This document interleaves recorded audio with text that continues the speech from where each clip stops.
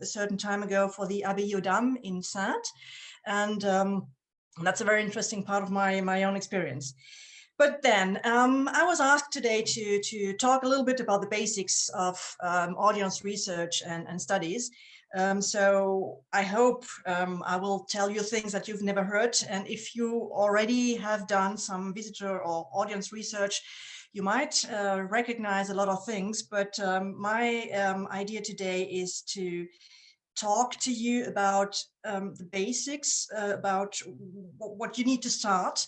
And I'm not doing it on the usual academic way that you might have encountered in books and universities, but I'm talking out of my own experience. So it's kind of an experience report prepared for you to understand and get a grip of audience research. So what I'm going to talk about is, first of all, of course, we can't avoid the definitions. So I'll first try to set the frame just for you to know what I'm talking about when I talk about visitors and audiences. Then we'll have a quick look at evaluation. What is it? When do we do it? A few hints and results coming from audience research. What is it good for? What did we learn? What do we do with it? And then a few steps how to get started to make your own research if that's what you're planning to do. So let's start with a few words. What are audiences? What are visitors? As I said, coming from the museum field, I've been working on definition of a museum visitor. And well, in my eyes, a very simple definition is the following. A museum visitor is a person who goes into a museum or an exhibition, who spends a certain time there and notices and watches at least some part of the exhibition. That's the simplest way of defining it, but that's not enough. And the Hava Döring a few years ago talked about the way that museums perceive their own visitors, and they used to be perceived as strangers, now clients, then guests, depending on the understanding nurtured by the museum as such. But we're going to step further, and then Kenneth Hudson talked about users. That's a person making use of all or a part of the institution, museum, such as including internet sites, digital offers, social media, etc., publication programs, conferences, and any other product available, which means that a client is a user is much more than simply the physical person coming into an exhibition. That's the step further.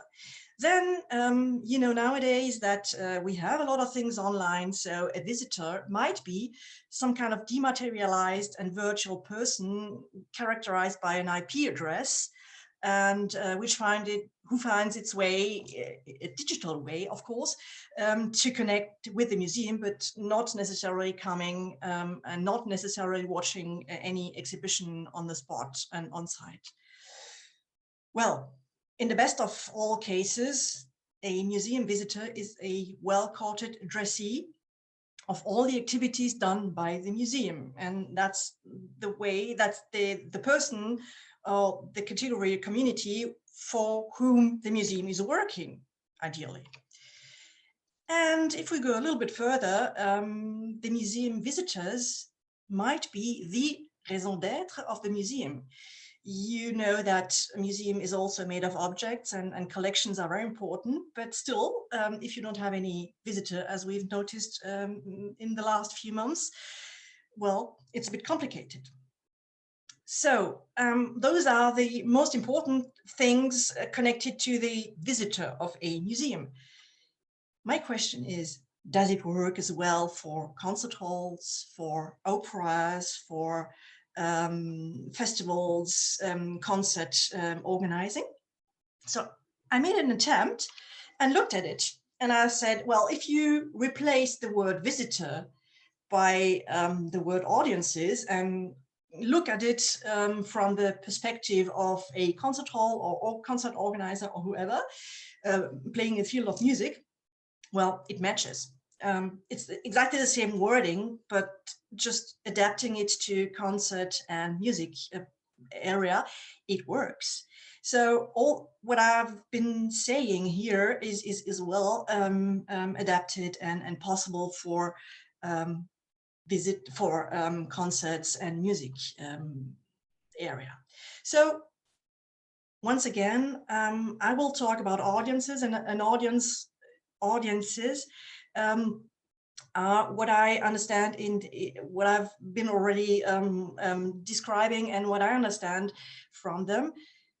Pardon me, as I said again, if sometimes I say visitors instead of audiences, but what I mean is all those publics, all people coming to use and benefit from the offers, be they a concert or whatever you organize around the concerts. So audiences is the most important word for us today.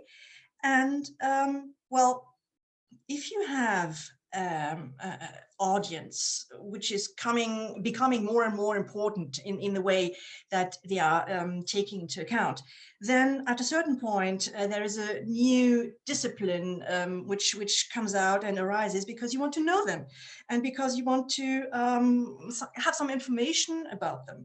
So what do? Well, we do audience research. And audience research is also something very close to evaluation, audience research, visitor studies, visitor research. It's a conglomerate of words saying more or less the same thing. There are nuances, there are some differences, but let's make it simple for today. We'll just stick to one concept saying audience research evaluation is almost more or less equivalent. Well, so what is it? What are we talking about? Well, audience research is a process, and I insist on the word process, to gather information about audiences of a cultural institution, about their behavior, habits, expectations, satisfactions, and so on. And I very often talk about audiences in a plural, and that's very important because it's never only one particular group of people, very homogeneous, all looking the same and having the same characteristics. It's much more a different kind of, let's say, patchwork or a group of different audiences who have different needs, who have different characteristics, whatever they are, but they're never on one cast. It's always a plural with at least different groups or subgroups. But then audience research is a process, here we go again, which starts with definition of the main objectives, which is a very important step, usually forgotten, but very important. It goes on with the choice of the appropriate method. It is followed by a systematic collection of data and its analysis. And it's leading to a close consideration of its results and findings. And last point, it comes to a temporary end, and I say temporary is very important as well, with the implementation of the recommendations. So there's no need gathering information if you don't do anything with it. So you have to use all the findings to improve your offer, to make things better. And that's a very, very important step. It's no need, as I said, to make research, know who they are, gather information, write it in a report and put the report on a shelf and never read it again and do nothing with it. That's no use. Well, to make it shorter, audience research is an analysis which is systematic, methodically and scientifically structured. And it's usually based on methods of empirical research in social sciences, which means it's not just standing there, having a quick look and saying, I know about my audiences. It's much more than that. And it has some waterproof methods bringing results and findings. It is also an objective way to collect, or more or less objective way to collect and make use of audiences' feedback. That's one of the very important aspects of audience research. It's the feedback of the audiences. And most of all, it's also a solid ground for educated decision making. So it's a very good help if you have a question and decision to make for your institution. Well, if you know who it's done for and what they are going to do with it, it's very much important and easier to take that into consideration. In the museums, we had a shift in a few decades ago from, as I said, from collection-centered to more visitor-centered. So the visitors took more and more importance in the organization of the museums and the way that the exhibitions were prepared to match the needs of the visitors, without, of course, letting the scientific aspect aside, because it's still very important and the collection is still very important. And I'm not sure if it's already taking place in the music sector, because I haven't followed that closely.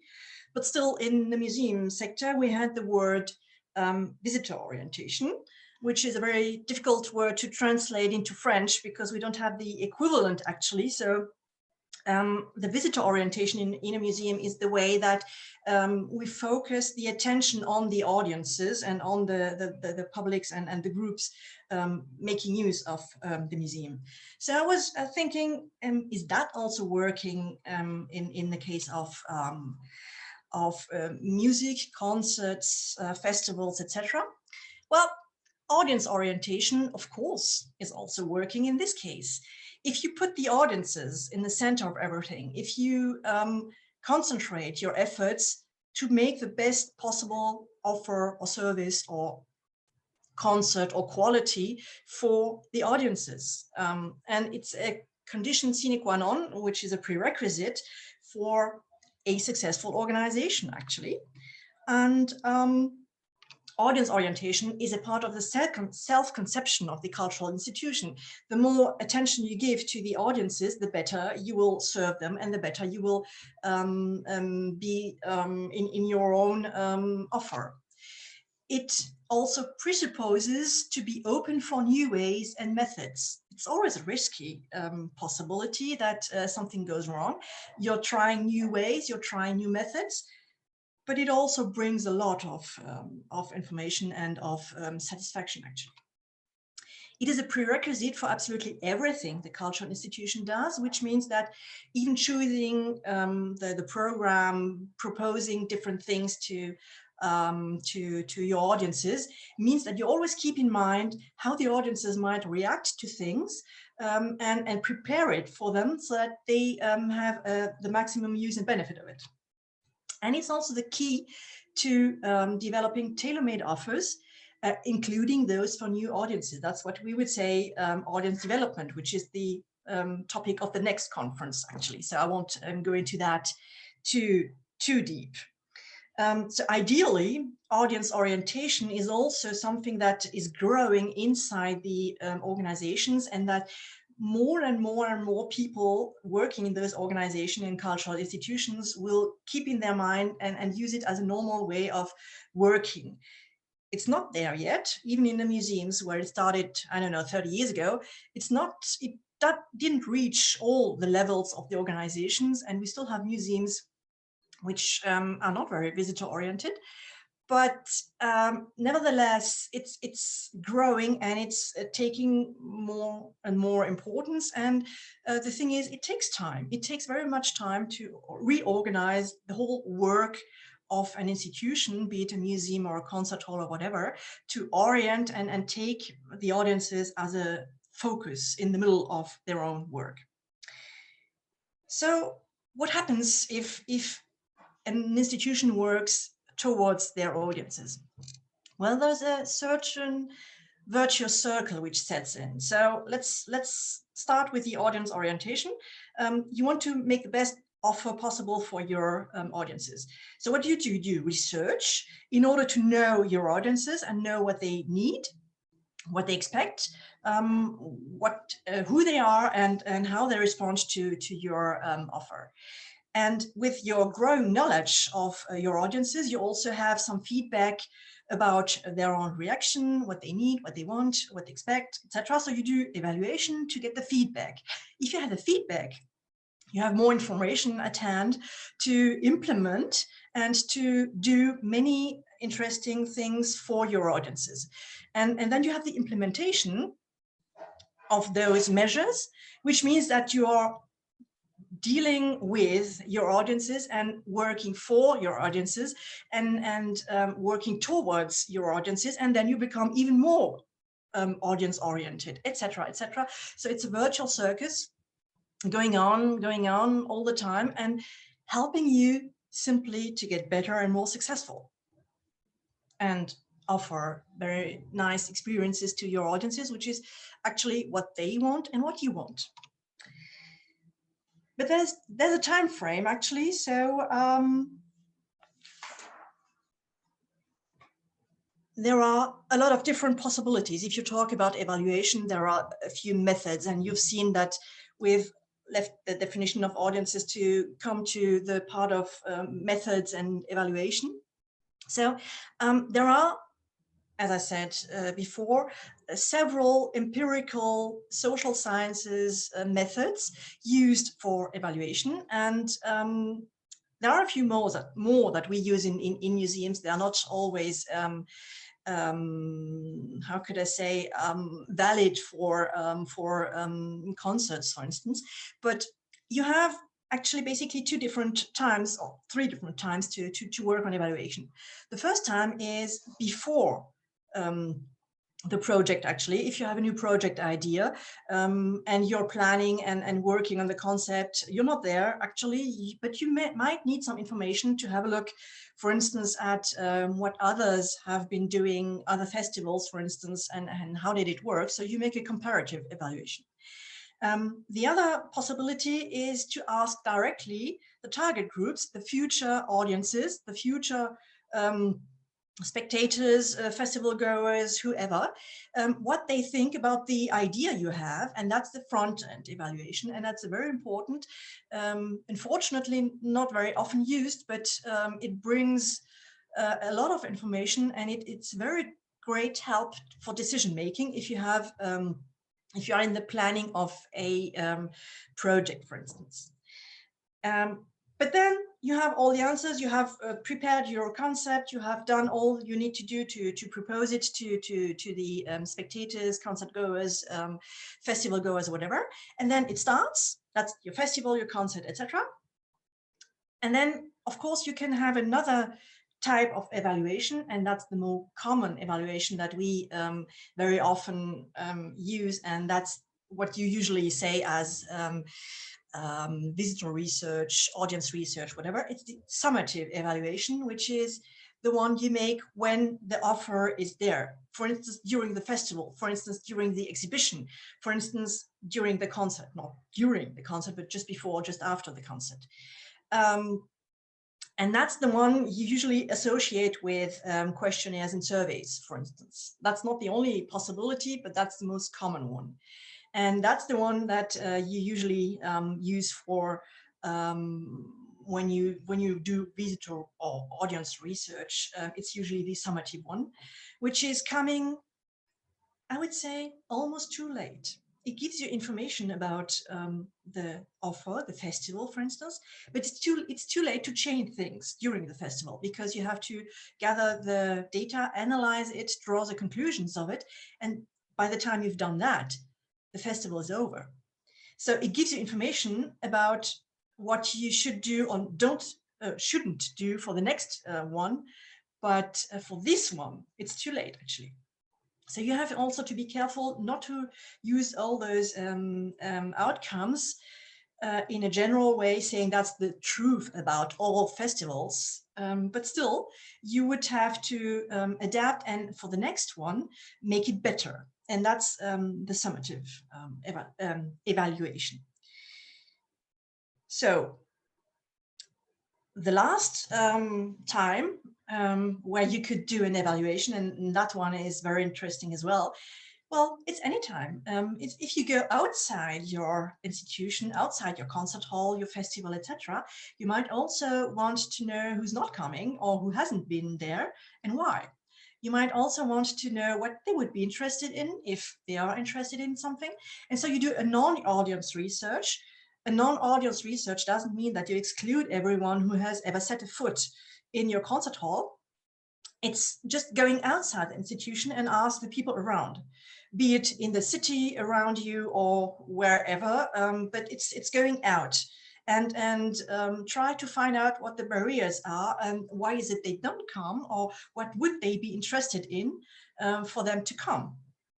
So that's possible anytime, and it's a very useful thing, but it's a very large load of work, if I may say so. So better think twice if you want to do it properly, but it's a very interesting and very useful way. But nevertheless, an evaluation always takes or has the risk in itself that you might hear things that you don't want to hear, that maybe it comes out that the program you have set up is not interesting for most of the potential audiences, or that what you thought is evident, well, isn't that obvious for many other people. So there's always a risk. But it's very interesting to know about all that. And so that's the reason why you do an evaluation. But it has also a lot of different benefits. The most obvious and the most important one, as I've already said, is to know the audiences, which means to know who they are, the different groups and subgroups, who they are and where they come from. To understand how they perceive your offer, because, well, it's very important, especially, for instance, in an exhibition, that the intention you have may not be understood by the visitors, and maybe that the way you set up your program, well, is not perceived just the way you thought it would be. It also, as I said, helps to find answers to all the questions that you might have about your audiences. It gives a strong basis for decision-making processes. It gives feedback, but not only for you, it's also a way to talk to your directors, to your trustees, to stakeholders, sponsors, etc. They all want to have some knowledge, some concrete information, which are not just based on you as an individual saying, oh, I've done a wonderful program, oh, everybody loved it. Well, of course, you are enthusiastic about your program, but was it the case of all the audiences? Yes or no? Maybe, maybe not. So it's much better if you have data you can rely on and say, oh, that's not me saying, that's the audiences saying. It was a very good offer. They liked it very much. And that's not only me saying, it's also direct feedback, which is very, very interesting and very important. It's also a way to communicate about the work of the institution, saying, oh, well, we have data, and look, they are interested, they did like, and they came from this and this area, etc. So it's good evidence, and it's solid data that you can communicate about. And the most important, once again, is it takes the feedback of the audiences into account and integrates it into the work and the way you are going to work in the future. So now we know what it's good for. We could also have a look at the ways to achieve those information and find those information to make things well. Evaluation, one of the first questions that always comes to your mind is, do I work now on a qualitative or on a quantitative basis? A qualitative, as you may hear from the word, is about quality, and quantitative is about quantity. Well, not only, because you can also look for quantity into qualitative, and quantity and quality are not always antagonists, on the contrary. So let's first have a look on a qualitative side, just to have a few ideas when it's useful or better to work on a qualitative basis. If you're looking for expectation, if you're trying to understand the concert experience, you might very well just ask a question on a qualitative basis. If you're looking for motivations, if you're trying to figure out trends, if you are working on mostly subjective topics, you work usually with a small sample, and you look very carefully at the words which are used, which is the verbatim, which is the way that people express and answer your questions. If you want to explain something, find out why is it so and how it works. Try to understand very complex phenomena, and look for details, very small details, which could sometimes be very interesting and very useful. And then, of course, you have the other side, which is a quantitative side. Well, it's about facts. It's about description of audiences, real facts and figures. It's also about very precise data, which helps you to make some decision and find interesting ideas. It's as objective as possible. So it's not linked to the person who asks the question, also who answers the question, but it's the mass. And that's to say, it's a large sample. You don't work quantitative basis with, I don't know, 30 people. That would be qualitative, at least. You very often work with statistics, and you describe much more than being able to explain things. You try to make it compact as possible, to condense the information. And very often you also get a general overview, because as you work with large samples and statistics, it just puts aside the little detail and individual specificities. But that's exactly what you're looking for. And there are, of course, different possibilities to mix quantitative and qualitative, even in several methods, or in one particular step. You could have a quantitative aspects and qualitative aspects as well. So you have to make a choice on which approach you think might be more valuable to reach the objectives that you set for the evaluation. But there are, as I said, different methods that you could use. The most well-known of it is the survey. And of course, a questionnaire is most of the time something which is quantitative. You produce statistics, but you could also have a few open questions, which are not multiple choice answers, but open questions, which might be actually qualitative data that you gather with the questionnaire. So it's not only perfectly quantitative, but it also has some qualitative elements. Let me just say it quickly. A questionnaire, a survey might be with a written questionnaire on a paper, pencil.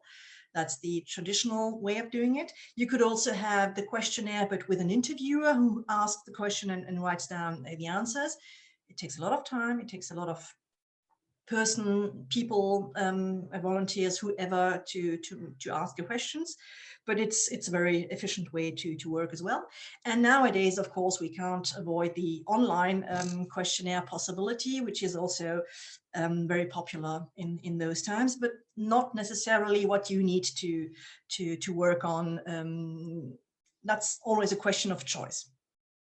Well, questionnaire and surveys are not the only possibility to get information about your audiences and to ask for their feedback. You could also work with qualitative interviews, which means that you have a guideline for the interview, a few points to address, and then you let the people you are interviewing just speak their mind, not asking direct questions they all have to answer, but just and take up the points that you want information about. You could also work with observation, which is a very interesting way to work. You need for that an observation grid, which means that you could also work on a qualitative as well as on a quantitative basis. You have to know exactly what you're looking for. You have to know exactly what to observe. Actually, if you stand somewhere and look at the people, your audiences, visitors in the museum exhibition, whatever. So that's a very, it's not a very often used method, but I like it very much, and I think it's very useful as well. But we'll see if it develops in the next few years. Of course, we have other possibilities working with panels. A panel is if you take one group of people and ask them several times in a row, quasi, what they think about their exhibition, etc., the concert, whatever. So you take them and ask always the same people and see if there's a difference along the line, and if the answers they gave at the beginning are different from the answers they would give 3 months later or a year later. Could be, in this case as well, using surveys or using interviews or whatever, quantitative or qualitative, whatever. A focus group is if you gather some representative people who might know about the question you have to ask, and put them together in one room and start a discussion with them for an hour or two, and take all their opinion and their suggestions and work that work on that as a basis for feedback and for finding out about expectations, etc. We have other things that we might use: content analysis, expert interviews. Expert interviews is when you well, ask the experts to have a look at your project and give their opinion about it. Experimentation, well, if you have a specific set of things to do, you try it out with some people and look at the way they react to it, if it works, if it doesn't work, etc. And of course, you have all the available statistics in your institution. And I think of, for instance, the cash point at your entrance or whatever. You have a lot of statistics that you should use and have a very close look at, which is often forgotten, but it's very important, and the information is there. You just have to manage it and to look at it. And of course, nowadays we all have all the possibilities coming from digital means, social media, etc., which is evolving and changing very rapidly, which is why I didn't put them in here, because it's, as I said, changing so quickly that you just don't have the time to formalize it to a certain extent. So that's for the method, but a method without content is useless. So let's have a look now at what we are going to have as a content for our questionnaires or interviews or observation or whatever. And most of all, what we do with it. So that's the next part. We are going into the research and this audience research and the findings that we have. So, well, the first question that you ask is, who are the audiences? And who are the audiences is very often at the first reflex, quasi, to look at the social demographics. Social demographics, for instance, you ask for the age. So don't look too closely at the figures that I will show you, because they are most of the time taken out from a total different context, or even invented just for the sake of showing it, but it's not related to one particular situation in one particular concert or festival or whatever. Anyway, what I wanted to say is, you asked, for instance, the age of the audiences. It's not simply to know if they're younger or if they're older. It's because you have an idea in your mind. It's because you want to know how to adapt to your audiences. If you have, like in this example, an audiences which is, well, already quite up the ladder, saying, well, you have 1/4 of your audiences aged between 60 and 69. Well, then you should think about it. What does this have as a consequence for you and for the way you are working with your audiences? You have to look very closely and look if in the time frame it's staying like this, or if at some point you will have some younger people coming in or not. If you don't have younger people, if they grow older and older with every year, then you have a problem, because you don't have any new audiences coming back. And after a certain time, the existing audience will be quite older and older and older. And at a certain point, well, they won't be there anymore. So that's the usual demographic evolution of things. That's one point that you could look at. You could also look at the geographic origin. Where do they come from? Well, most of them would come from the city, or maybe not. Some come from the surroundings, from abroad, from the other part of the country, whatever. This gives you a hint, for instance, of the the regions where you are well known? Where do they come from? Where do you reach them? Is the communication that you have done in the city itself working or not? Is it working if you do it on a broader level, on a regional level? Does it bring you different audiences or more audiences or not? Do they notice it, or just it doesn't work? Might be. It also gives you some important information about what are they willing to do to come to your concert hall or festival or whatever. Do they cross all the country? Do they only drive 15 minutes? Or do they accept to be 1 hour and away and then come to your concert? Or do they stay overnight? Do they have to stay overnight, etc.? So that's an interesting part as well to work on. And by the way, you can also combine and look at the age groups, saying that well, I don't know, the younger ones come from far away, the older ones are rather on the very local basis, or the other way around. It might be different.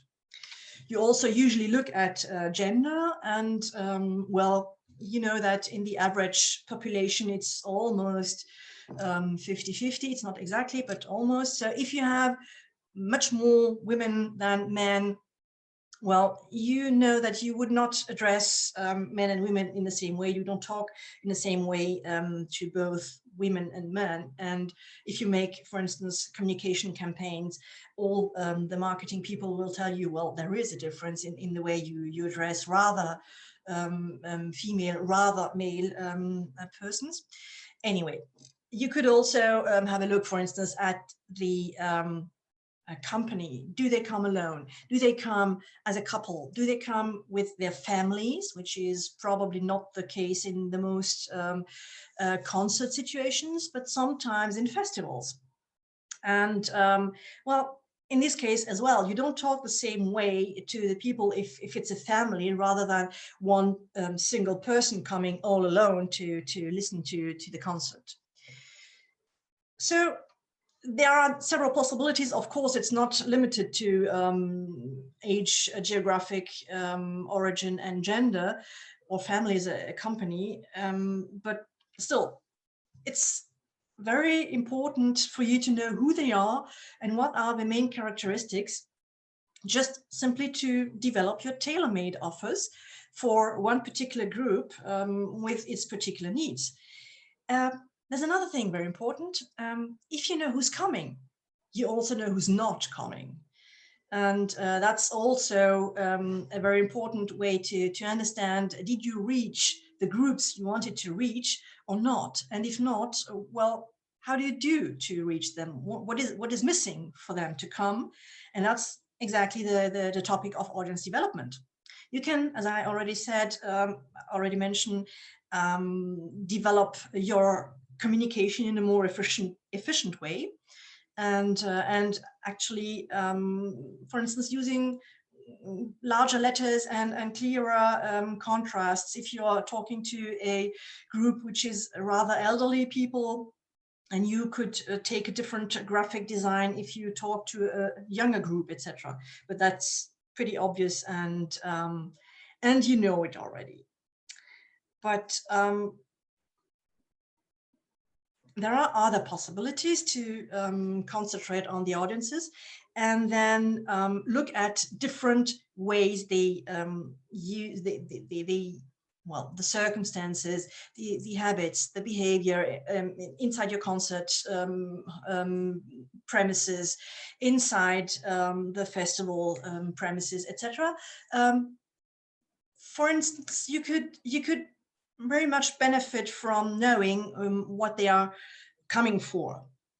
The reasons for attending festivals, for instance, or the number of concerts they have been attending. And in this case, you can cross also both information about did they come for the first time in this festival, and have they attended many concerts or not, and figure out what's all differences about it. You could also ask for more personal information, like are you a musician as well or not? and look at that kind of thing. It helps you to adapt the program to the needs of all your audiences, and to also adapt the provided information and the way it's given. The audience perception is very interesting to know.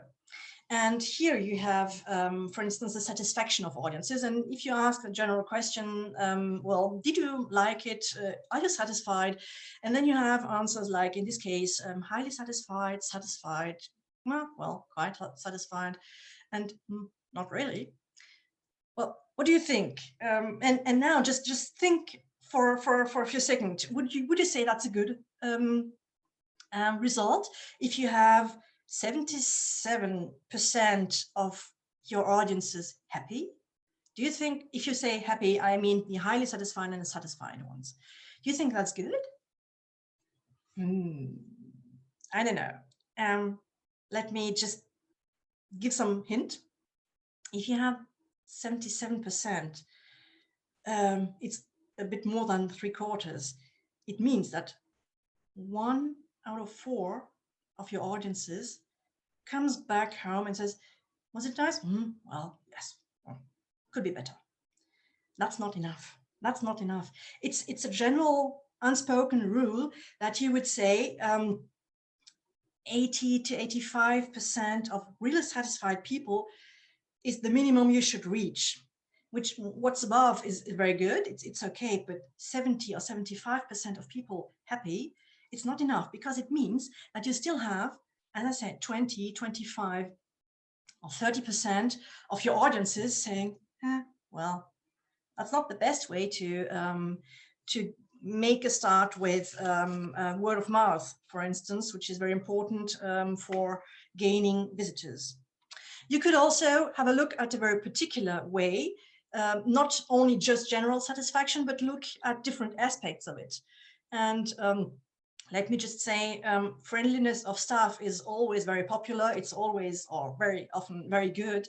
And another part is the comfort of seating. Well, it doesn't suit everybody, and this has a particular impact on the way they perceive the concerts. So you have to understand the factors which make the satisfaction and which helps for satisfaction. You also have to find out what has a negative influence or lead to dissatisfaction, so that you can make the quality better, and of course make up for all the problems that you might have. And there's one point here that I always tend to, I think it's very useful to think about it, is the whole infrastructure, because usually you tend to concentrate on the content, which is a concept, the music, etc. But it's all the things around it, which also has a very great influence.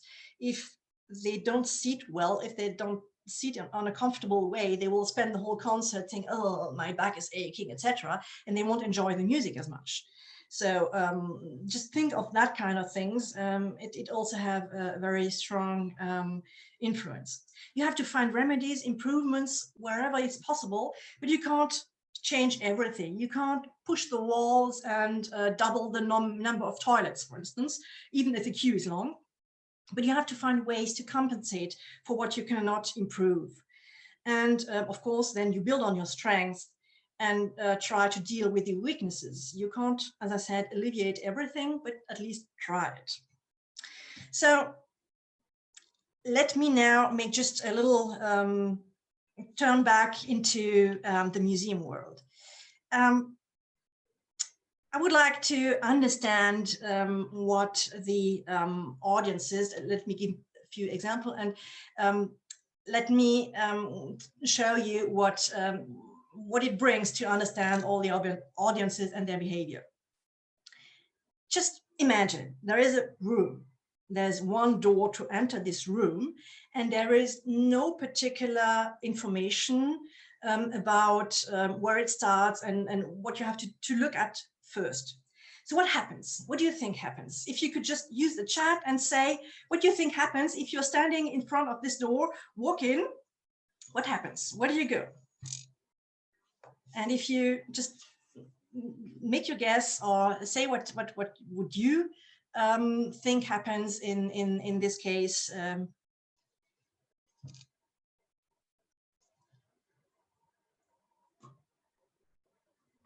Well,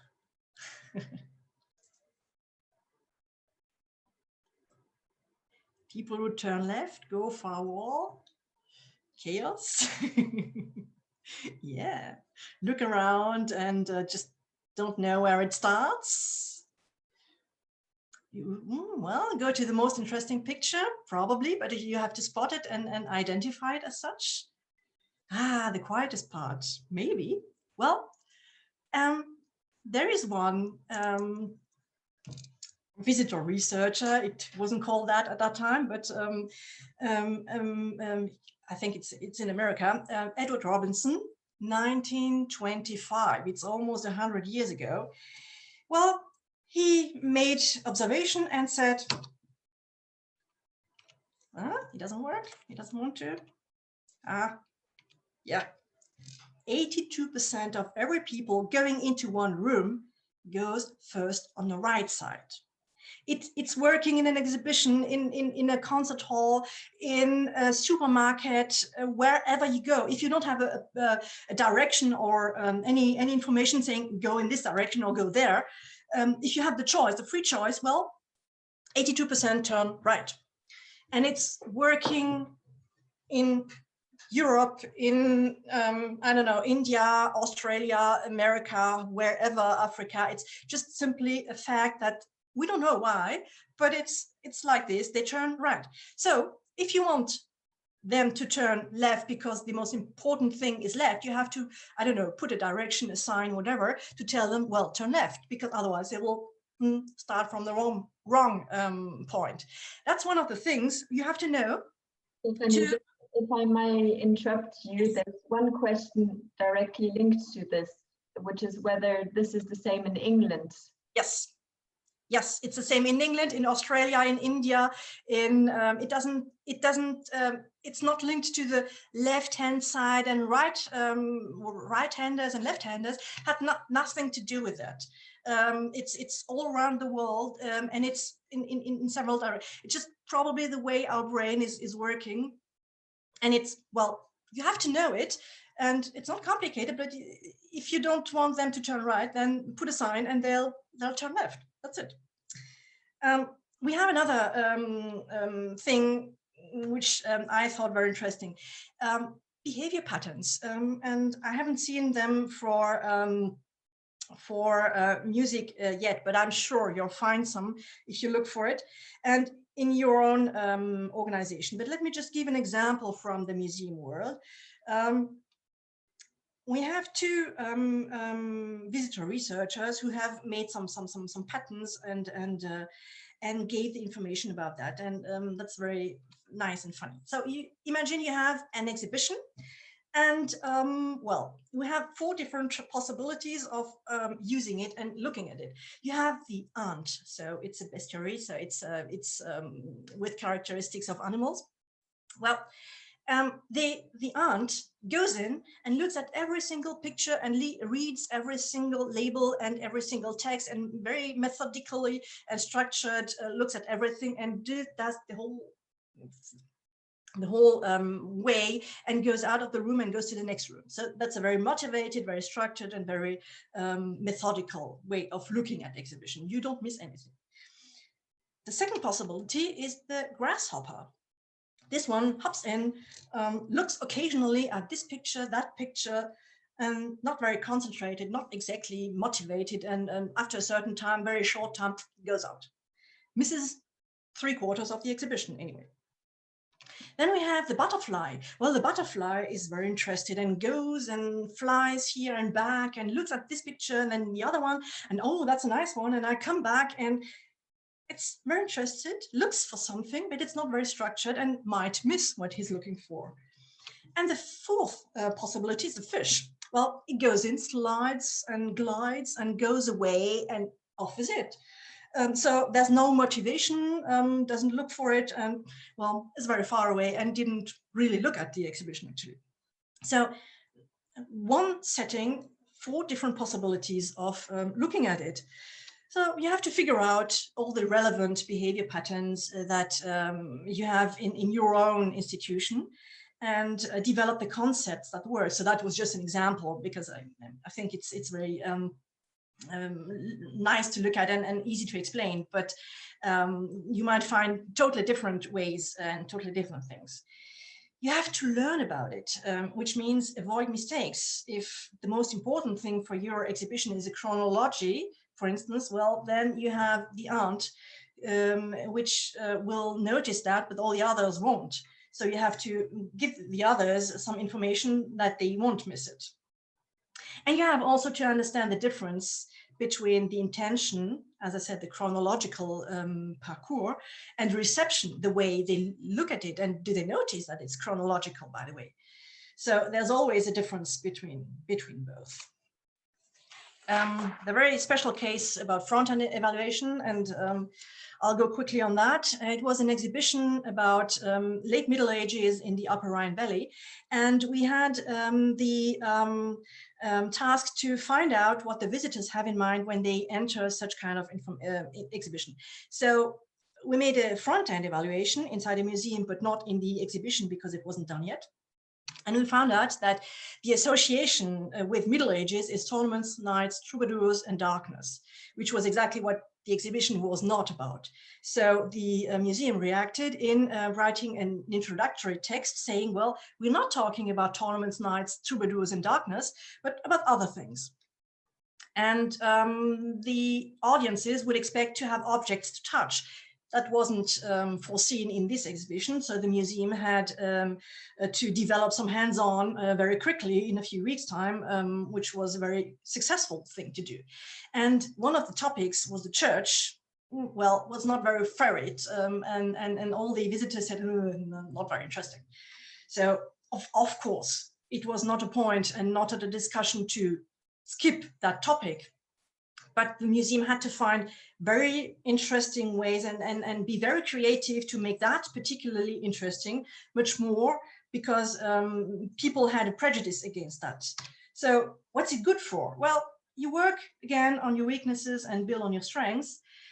With a front-end evaluation, you can be innovative while reducing risks because you test it up front. You test ideas, you keep only the good ones, of course.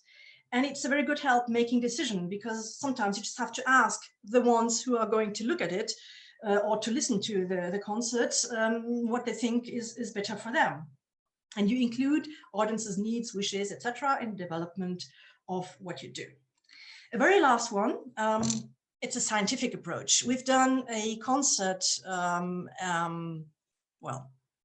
research. It's called experimental concert research, and the idea is measuring the concert experience. So you see, they are all with masks, so you can have a hint at the time where we are conducting this study. It's a very large and complex project, and the idea is to understand what happens in the body while listening to a concert and find out factors which would influence perception of music. So there was a questionnaire at the beginning. During the concert, the concert listeners had a certain set of sensors on their hand, which was skin conductivity and heart rate, and a few other things, and that was recorded. And the idea, of course, is to understand what's happening with listeners to concert and to classical music, see if it's possible to develop new formats, secure a future for concerts, and foster research and teaching. And that's also a part of scientific approach and a part of audience research. So that's a broad overview. So now I'll try to make it a bit quicker. We still have to look at what is possible, what we can do to make research. Well, there are different possibilities, and I'll take this example of the survey we've done in the Abbaye aux Dames in Saintes as an example to show what I mean. Audience research is, as I said at the beginning, a process, which means different steps. And I've tried to put them together so that you would understand what exactly we do when we do audience research. The first thing you have to do is define objectives. Of course, the objective of your project. In SAT, it was to have a glance at all the audiences of the whole organization, not only the festival, but and to know how to develop that. So you have to also formulate the objectives of the evaluation. In this case, well, to know the audiences and to know the audiences in different part of the organization. Festival, monument to be visited, hotel they are offering, and the association organizing concert throughout the years. And then they also wanted to have some image, some information about the image they have in the city of Saint, so how they're perceived by the local people. Once you know what you are looking for, then you start collect the key questions and the content you want to tackle in the research. So in this case, it was, for instance, to develop a profile to know who are the audiences for the different offers they have: festival, the monument, the hotel, the concerts of the association, and the image outside the city. And they were also interested to know whether there are connections between those different audiences and whether the festival goers would also listen to the concert during the year or not. And if they, the festival goers would be interested in visiting the monument as such, or if they just didn't care for it. So that the interaction between those communities and audiences was a key question about that. So you collect the key questions to be answered, and associated to the objectives, then you define the indicators. The indicators, for instance, the profile of the audiences would be the social demographics, the habitus of the music concerts. Are they going to listening to concert every second day, or is it just once a year for the festival, etc. And participation, well, as I said, would they be musicians themselves or not? Would they participate in the offer or be just faraway spectators? You define the target groups. And in this case, it was the festival, because we were starting with the festival as such. So the visitors, the festival goers were our particular target group. Sometimes you have to segment it and break it out in different subgroups, but not always. Step 3, well, you choose the appropriate method. Target group 1, as I said, festival goers. You look for the social demographic criteria and did they visit the monument? Those are target group and indicators 1 and 2. The second target group was, for instance, the visitors to the monument. In this case as well, the social demographics and the question, did they attend the festival or part of the festival? And the method for both target groups were a survey. Of course, it was 2 different surveys, but the method as such is a questionnaire and the usual survey. So let's focus on the festival. And as at that time, you have decided upon the method, in this case, a survey. Then you have to decide upon several practical issues, such as who's going to do it, and what time do we have for doing it, what money do we have to do to use, and all the resources, which is a very important thing.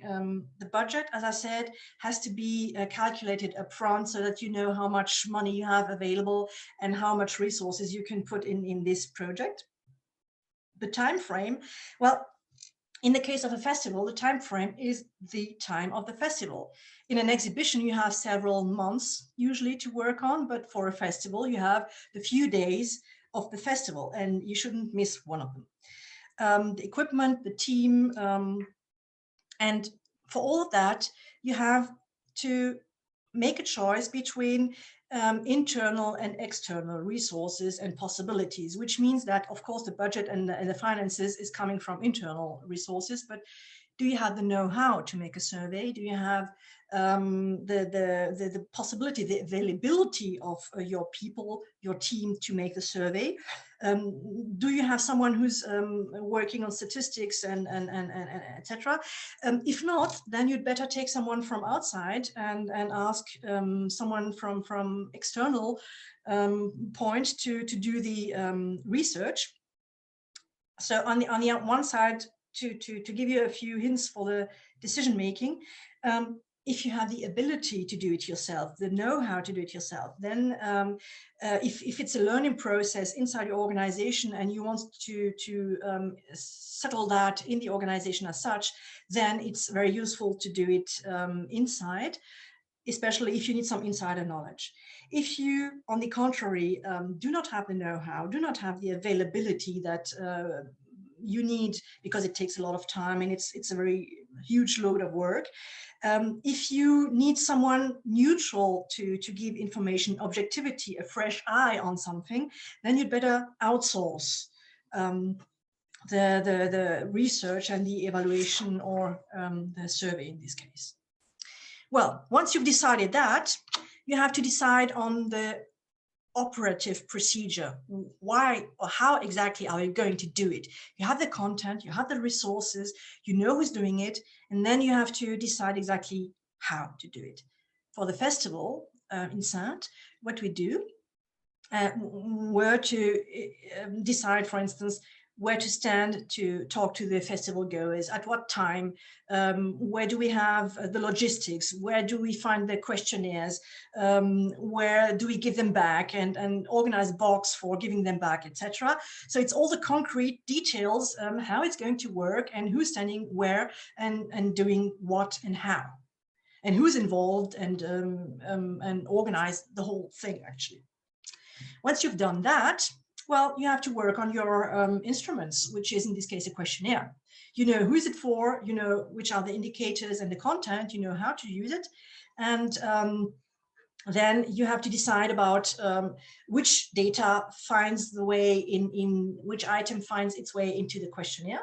You have to define the precise sample. In this case, it was easy because it was all the festival goers up, starting from an age of 15, which were almost everyone. So that was easy, but sometimes you could say, we are asking the people, I don't know, who are looking at that particular, or listening to that particular concert, or particular age group or whatever. And then you have to develop this questionnaire, or whatever observation grid or whatever you're working with. You have to select and formulate the precise questions. Once you have that, well, one very crucial step, the next one, is to test what you've done. So it's to test the questionnaire, test the way you are going to gather and collect the data. You have also to test the procedure. Is it working, or am I standing just at the point where nobody walks by and so I can't ask anyone? Or am I standing in the way and everybody just bumps in me while I'm trying to give my questionnaires to people? So that's the test. It's very important. So you always test both. On the one hand, the questionnaire itself, is it understood? Do they answer the questions you ask, or do they answer something different? And the way it's done. If necessary, of course, you adapt and you correct, and then you validate the instrument, the questionnaire, or the procedure. And once that is done, then you can start with the actual fieldwork. Let me just say one point. For the festival in Saintes, it was just not possible to make a pre-test because the festival started and then you had to have the questionnaire finished at that time. You couldn't say, oh, well, I'll try it out for the first day, and then it takes 2 or 3 days to print it, and then we start the questions. So in this case, unfortunately, a pre-test was not possible, but it worked. It worked. It still worked. Anyway, you have your validated instrument. Wait, very short. Just well, just only 20 minutes left, so I thought I'll just tell you. So I'll do my best. It's almost done.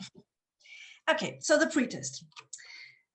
Then you do the systematic data collection. So you spread your questionnaire, give it to everyone who's supposed to answer it, and gather the answers and the filled in questionnaires. You look at the quality and the quantity that you get back. You notice sometimes you may have to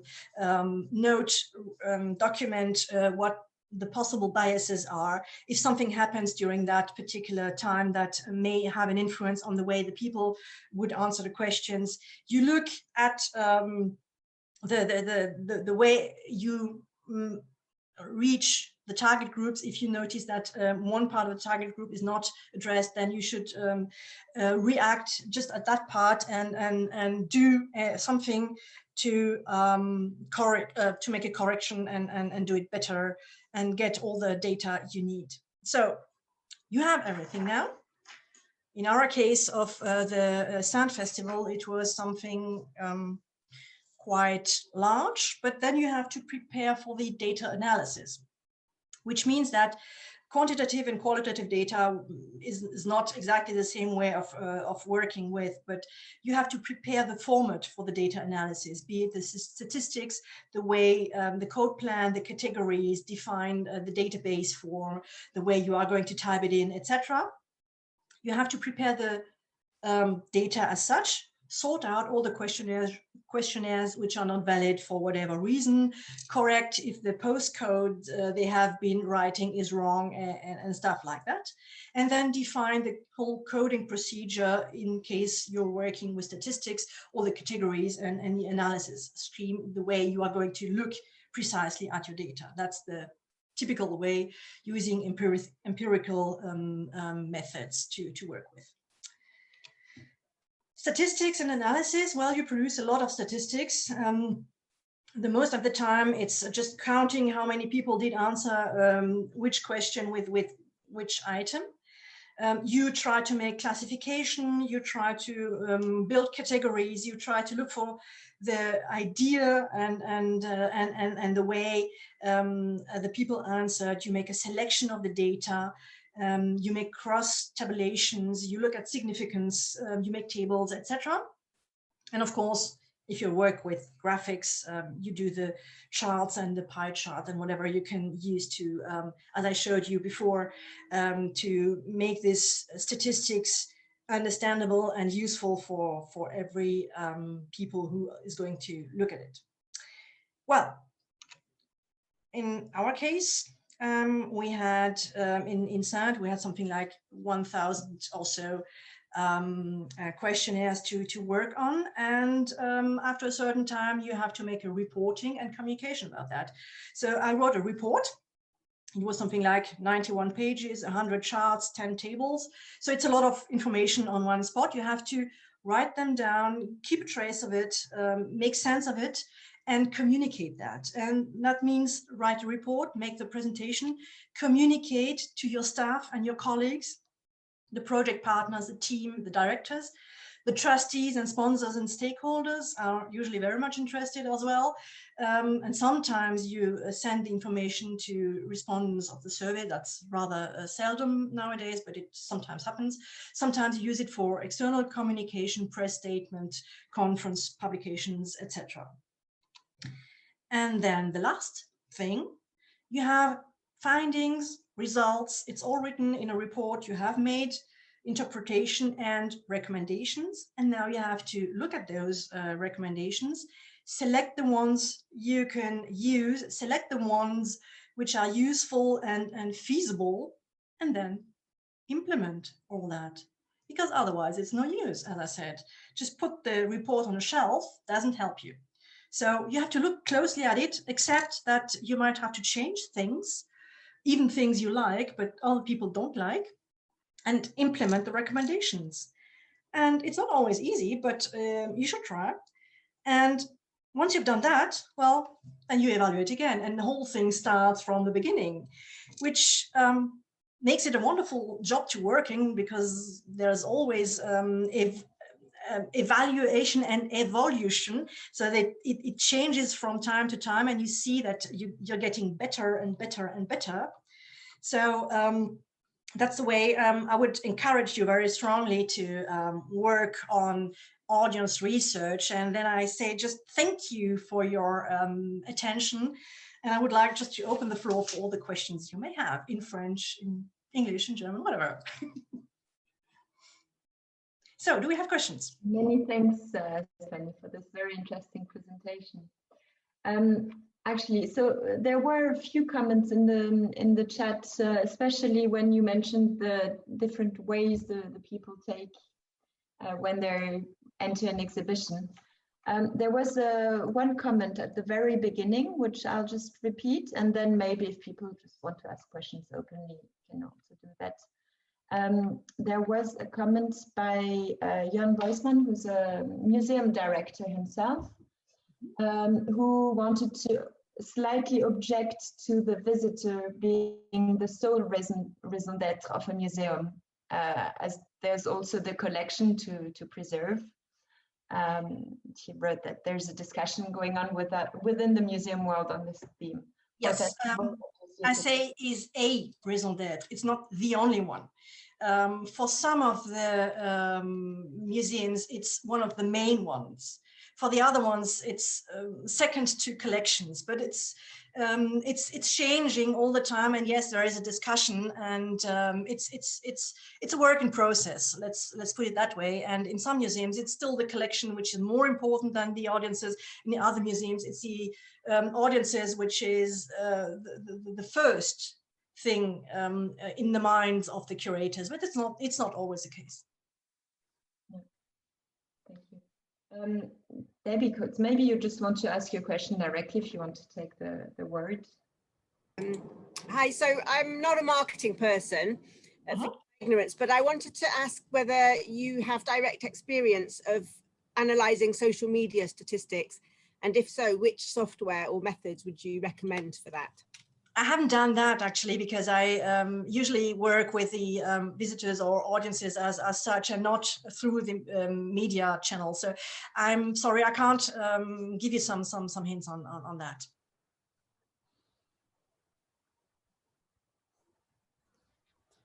I wanted to ask a question, if I may, Yes. Stephanie. I've often heard the phrase statistical significance talked about when it comes to audience research, and I think that's to do with the percentages, but I'm not totally certain what it is, and I wonder if you could enlighten us a bit more.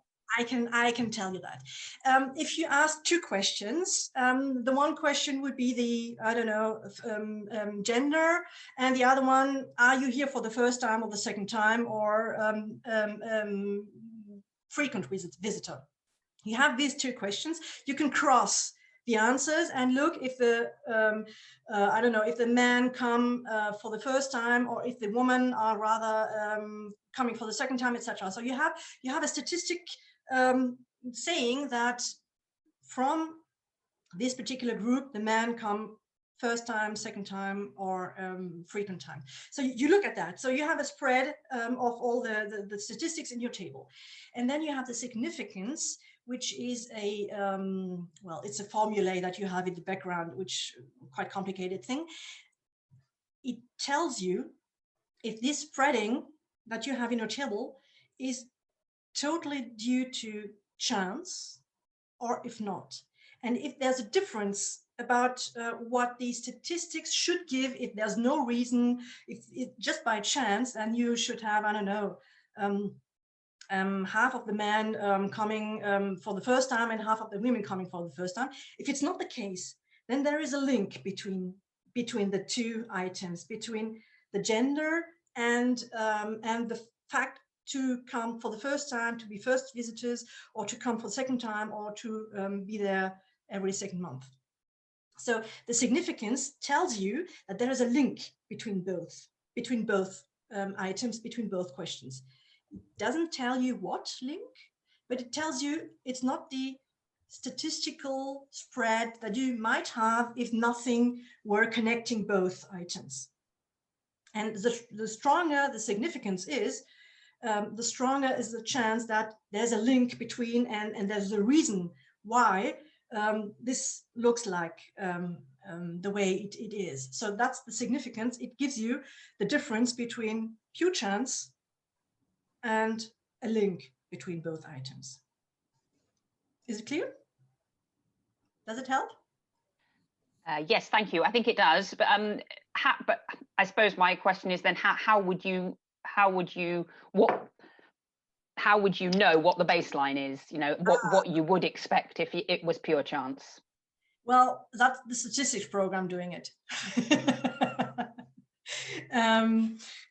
Well, if you have just two possibilities like men and women, then it's rather easy because you have 50-50.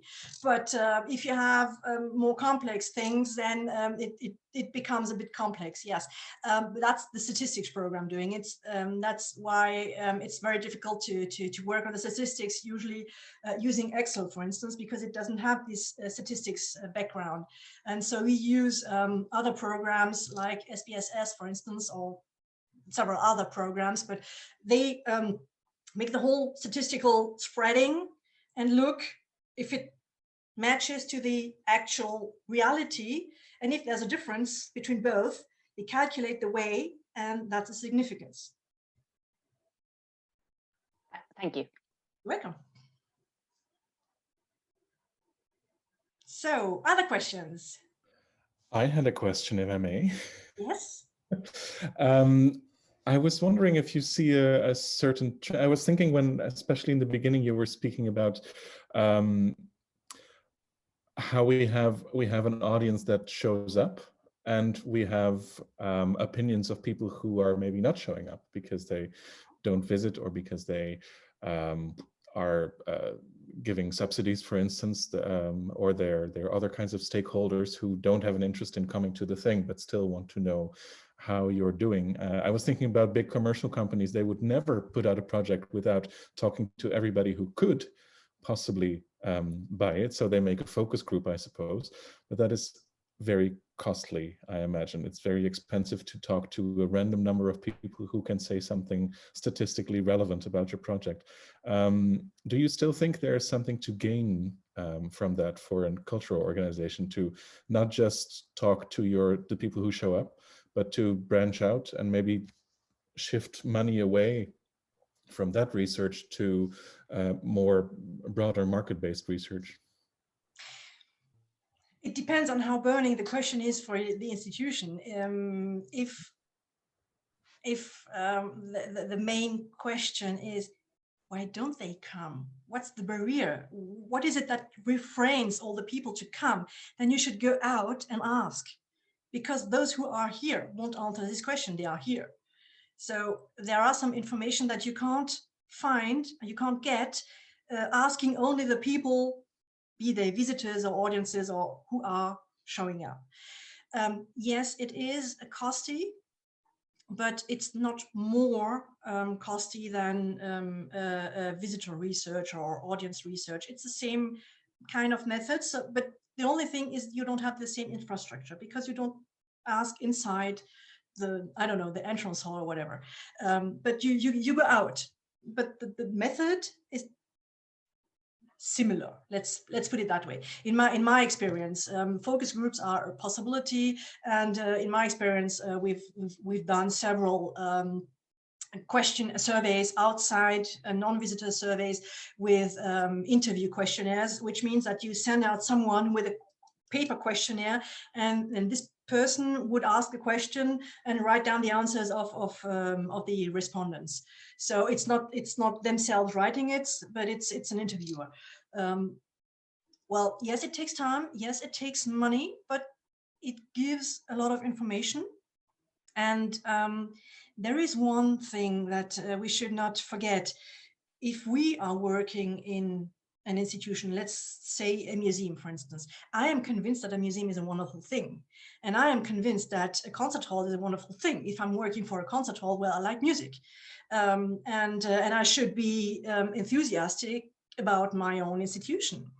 But it's not the case for everybody else. And many people would tell you, well, exhibition, haven't been there for the last 10, 20, 30 years.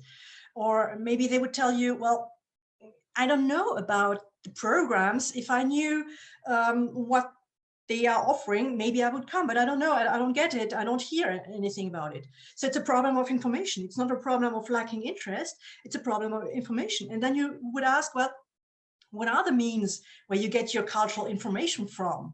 And then they will tell you, well, I don't know, I look at posters, not very efficient, but anyway, or I read this and that paper, very old-fashioned, but still many people do, etc. So you would find some information about the reasons why they don't come. Is it a lack of interest? Is it a lack of information, or it's too far away, or it's too expensive, or whatever?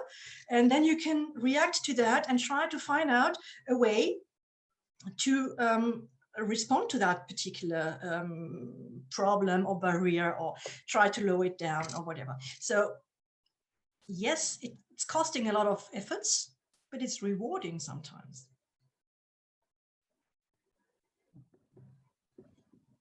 There are a few other comments. One of them is how to deal with, well, when you have a question at the end of each concert, and then someone replies to the questionnaire every time. So you have one person who's filling out the multiple questionnaires over many events. How do you deal with this? Well, it doesn't happen too much in my case, because I write down on the questionnaire as a little introduction, thank you very much for answering. It's very important that we get your information, etc. Please only fill it once. If I working on a festival, so I just have one questionnaire per person. If I'm interested in having all the information about each concert, even though I have several people answering several times the questionnaire, well, then so be it. Or you insert a question, have you already attended other concerts, or which other concerts you've been listening to? And then you have the information, well, this person might have answered 3, 4, 5, 6 times. That's a way of dealing with it. But on the other hand, if you don't ask, you can't know that a person has answered this questionnaire 2 or 3 times. But to a certain extent, it's unlikely that they would volunteer to answer twice, 3 times, 4 times, 6 times. At a certain point of time, they would say, I've already done it. So it reduces the risk. It's not totally out of bounds, but it reduces the risk. And we have a few more comments, but well, one of them is about if you're listening only to your audiences and adapting your programming to your audiences, then, well, you can have a whole program around only a few things that the audience like, but you also want to bring them something else. I think this is a question we will probably handle in the upcoming sessions about audience engagement, audience development. Also, how do you deal with audience expectations, with what they would like? That is a very fundamental question. And I have already said a few hints and a few things. You remember when I was talking about the front end evaluation in the case of the Middle Ages exhibition, I said, well, they're not very much interested in the topic of the church in the Middle Ages. And I said, well, the museum did not cancel this topic. It did not take it out of the exhibition, but it had to find ways to make it even more interesting, so that the people would go and look at it. So that's the thing. It's not because the audiences would not spontaneously go there that you have to change everything just to make it fit for them. You have to try and find ways to make what you wanted to do as interesting as possible, as fascinating as possible, as interesting for the audiences. And when I say to adapt to expectations, I thought, for instance, to use bigger letters for elder audiences, but not change the text, just make it more understandable. And that's the very crucial point of visitor orientation, audience orientation. It's not to follow the diktat of the audiences, is to know what they have in mind so that you can adapt and make things matching your own intention of transmitting knowledge, of giving some information, of choosing particular composers, particular pieces of music, etc., and make that interesting for people whom you know would not spontaneously go there. So that's a crucial point. It's not changing all your programming just because you think that, I don't know, a Monet exhibition always works, or Egypt always works, so everybody does Monet and Egypt. No, it's, you show what you want to show, but you have to show it in a way that might interest the audience. And if you know how, because you know some information and some practical things, then you can adapt much better than just doing what you had in mind. Thank you.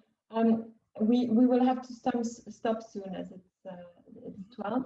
There was another question about how you can use online audience data to be able to reach such a new audience, younger audiences. That's always a tricky question.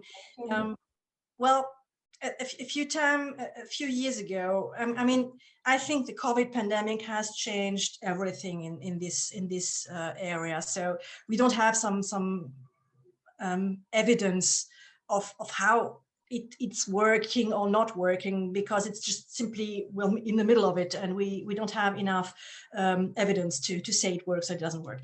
A few years ago, we had some debates, especially in the museum sector. I'm wondering if those who connect online and use the online offers would eventually come to the museum as a person or not. The answer was to a certain extent, yes, but obviously not all of them, because they might be spread around the world and not be able to come. But they have an interest into the museum, and if possible, they would come. And on the other way, reverse way, once they have been in this museum, they would also keep contact and keep track through internet and online. Whether that is also true for the music sector, I don't know. And whether that is still valid right now, don't know.